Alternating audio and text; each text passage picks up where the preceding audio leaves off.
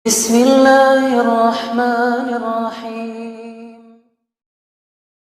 Akhlak Nabi itu bisa buat orang yang benci sama beliau jadi jatuh hati kepada beliau. Kalau kita udah jatuh hati jadi benci. Kebalik. Nabi orang yang marah kepada beliau jadi jatuh cinta. Kita hampir jatuh cinta jadi marah. Kebalik nih akhlaknya. Berarti kita harus belajar banyak nih dari Rasulullah tentang akhlak. Beliau tuh bisa bikin seorang perempuan yang suaminya baru terbunuh, ayahnya terbunuh, pamannya terbunuh, saudaranya terbunuh dalam perang Khaybar. Yang dia bilang orang yang paling saya benci di muka bumi adalah Muhammad. Terus tiba-tiba yang namanya Muhammad datang menghampirinya di dalam tendanya, ditemani oleh beberapa orang sahabat. Lalu kisah itu diriwayatkan, Nabi datang dengan raut wajah yang penuh empati. Dengan raut wajah yang penuh empati, bukan raut wajah orang yang sebagai pemenang perang. Kan Nabi menang perang waktu itu.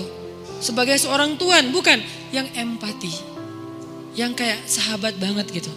Datang Nabi duduk di sebelah Sofia.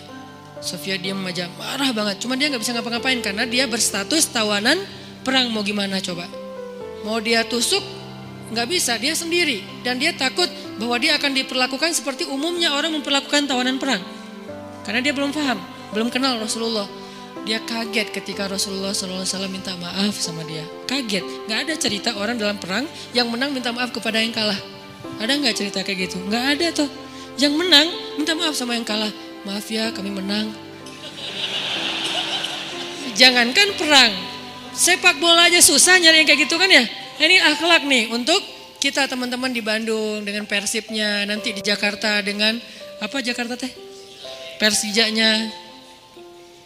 Nanti yang menang siapapun yang tanding, maaf ya menang.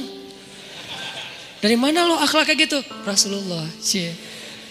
Karena yang itu lebih serius loh daripada bola. Bola kan cuma permainan, entertain, olahraga kan. Gak seserius perang. Perang itu serius. Kalah itu meninggal artinya terbunuh. Kalau kita kalah paling ya kurangin apa? Nggak dapat skor gitu, nggak dapat poin. Kalau itu kalah terbunuh.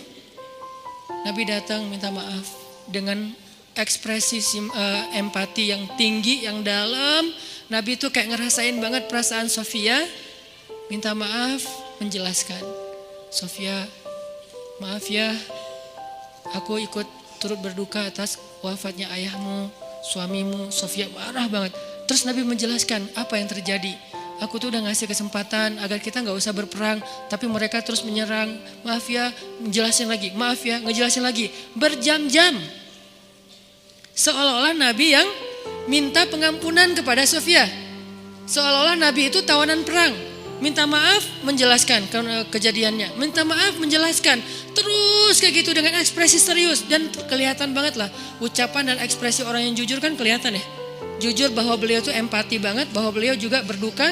Terus sampai Sofia dari yang tadinya lihat ke bawah nunduk marah. Lama-lama ngelihat ke arah Rasul. Lihat ekspresi Rasul serius banget, malah dia jadi kasihan. Sampai akhirnya dia jatuh cinta kepada Rasulullah SAW. Kata Sofia, ketika Rasulullah SAW datang kepada saya, waktu itu dia adalah orang yang paling saya benci di muka bumi. Tapi dia terus meminta maaf dan menjelaskan. Meminta maaf dan menjelaskan. Sampai akhirnya dia menjadi orang yang paling saya cintai di muka bumi. Akhlak Rasul. Rasulullah gak mengatakan Allah berfirman wahai Sofia. Enggak, belum ke sana. Akhlak dulu, baru nanti ajarin. Tarbiyah namanya kan ya. Sesungguhnya di dalam Al-Quran ada ayat tentang orang-orang yang kafir yang telah mati terbunuh. Enggak, Rasulullah tuh tahu. Jangan ngomongin tentang ayahnya yang mati terbunuh, ibunya yang pamannya, suaminya yang mati dalam keadaan kafir. Nabi gak mau ngomongin itu, kenapa? Menjaga perasaan Sofia. Kok masih dijaga sih perasaan? Kan mereka beda agama, mereka orang kafir. Inilah akhlak Rasul. Sehingga Nabi membahas yang membuat Sofia merasa kayak dihargai. Sebagai seorang janda, sebagai seorang perempuan, sebagai seorang yatim. Sebagai seorang tawanan. Sehingga dia takjub dengan akhlak Nabi.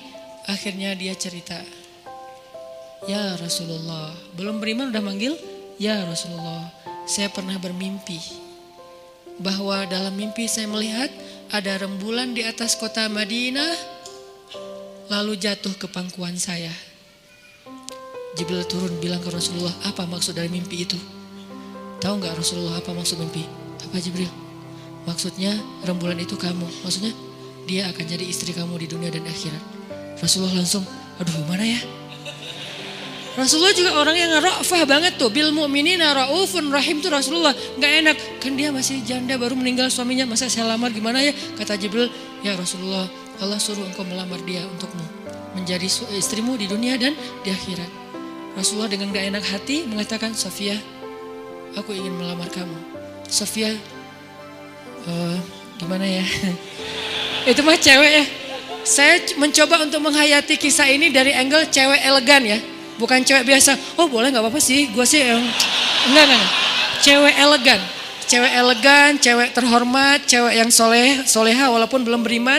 Pasti dia gak akan bilang, Alhamdulillah Masya Allah, A-nya panjang gitu kan ya. Terus pakai emoticon berderai-derai, enggak. Dia terhormat. Dia akhirnya saya terserah gimana baiknya aja, menikahlah Nabi dengan Sofia. Modalnya apa? Akhlak. Bukan mahar yang besar, bukan akun sosial media followersnya paling banyak, bukan eksistensi, bukan gaya-gayaan, bukan datang bawa mobil mewah, datang bawa akhlak. Ini kayaknya modal kita belajar juga nih gimana cara ngelamar calon istri, akhlak.